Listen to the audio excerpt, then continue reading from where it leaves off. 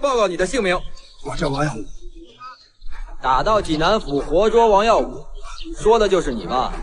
打进济南府活捉王耀武，这是华东野战军在攻打济南城时喊的口号。当时驻守济南的国民党守将就是王耀武。王耀武作为蒋介石的天子门生，被蒋介石单独安排镇守济南，可不是个简单的人。从1924年进入黄埔军校开始，他就是黄埔军校第3期的优秀学生，以第1名的好成绩毕业。在进入军队后，其军衔晋升的速度也是第1。此人在抗日战争时期可以说是打满了全场，参加过淞沪会战、南京保卫战以及被大家熟知的第1次长沙会战等诸多战役，为抗日战争做出了不可磨灭的贡献。在1948年的济南战役中被我军俘虏，现如今也进入了功德林。他就是王耀武。对，在我带的这几批战犯当中，他的职务是最高的。这家伙打扮的跟我们地下党似的。这是逃跑的时候伪装自己，把自己打扮成这个样子。配偶情况？配偶，我的配偶叫郑一兰。俗话说搭什么台就唱什么戏，王耀武也是个识时务的人，对于我军战士不客气的态度也丝毫不在意，一一交代自己的个人情况，完全忘记了自己曾经是一方封疆大吏的身份。是个狡猾的人。哎，我说你们国民党怎么都这么能生？是个有意思的家伙啊，是。现在看来是生多了。有问必答，还自己补充，就连进场搜身也是积极配合，要不陈老总怎么会说王耀武是国民党军中少有的明白人？但并不是每个进入功德林的战犯都像王耀武一样。跟王耀武一同到来的刘安国，面对工作人员的询问可丝毫不客气，甚至可以用异常嚣张来形容。刘安国在这部剧中是个化名，真实的人物原型是国民党陆军中将文强。此人早期就加入过中国共产党，后遭到同志的误会，转投到了国民党阵营，曾任徐州剿总副总参谋长，在淮海战役中同杜聿明双双被俘。工作人员看见他的档案，知道他信仰不坚定，自然不给他好脸色，直接骂他是叛徒。但刘安国却不这么认为，他虽身处国民党阵营，但并不是国民党员。我到现在还没加入国民党呢。你是国民党中将，你竟然没有加入国民党，奇怪吗？戴笠知道吗？在你们共产党眼里，那可是头号的特务头子。可是他到死都没有加入国民党。刘安国还表示，中国的革命千头万绪，历史复杂，你中有我，我中有你，今天的敌人可能就是明天的同志。你们的毛泽东，还有周恩来，还有董必武，还有林伯渠等等等，当年他们都曾经加入过国民党，不懂吧？搞清楚再跟我说话！你这个反动派，我不准你在这儿胡说八道，我不准你当毛主席的羊，别动我！廖小香，王锁公，你也来了？哎呦我的娘啊！这要是在南京国防部开会，也很难碰到你们几个啊！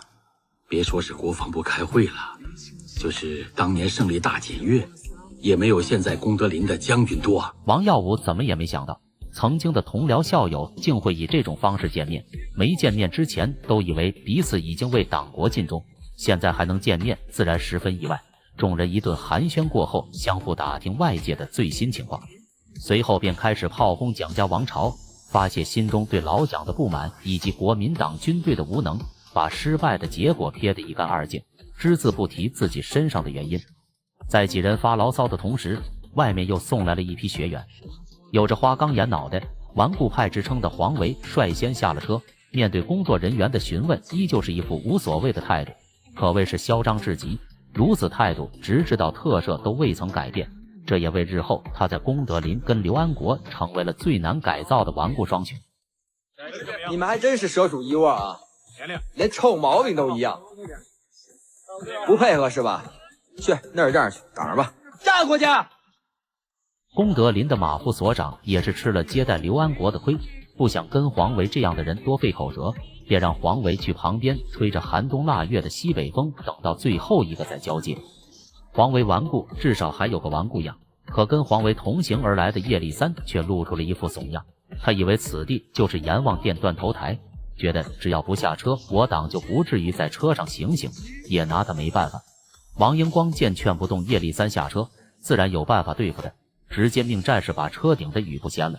呼呼的北风立马吹进车厢这个狭窄的空间，叶立三当即就受不了了。我可以！解放军这代战俘，我可以！解放军这代战俘，我可以！我可以！任他乱喊乱叫，除了自讨没趣之外，没人去理会他。叶立三可能是实在受不了这寒风吹打在自己身上，便只能无奈的下车了。